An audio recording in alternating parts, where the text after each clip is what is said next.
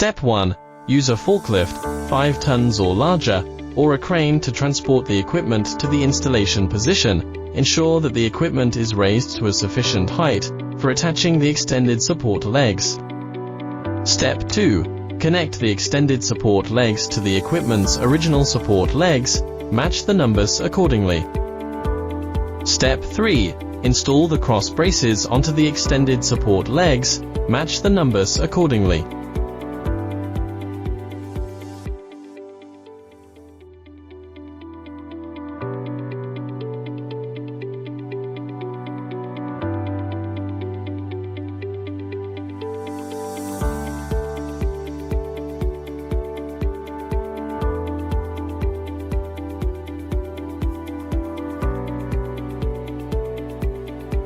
Step 4. Slowly lower the equipment to the ground using the forklift, ensuring the equipment is positioned accurately.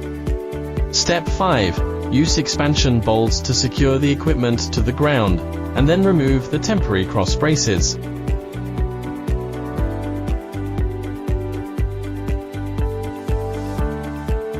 Step 6. Refer to the installation drawings.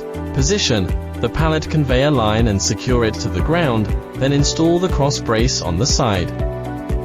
Step 7. Refer to the installation drawings. Position the empty pallet conveyor line and the pallet stacker, and secure them to the ground.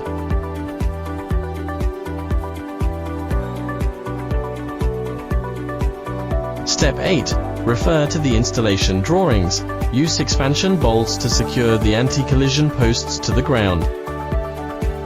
Step 9. Install the protective netting to complete the equipment installation.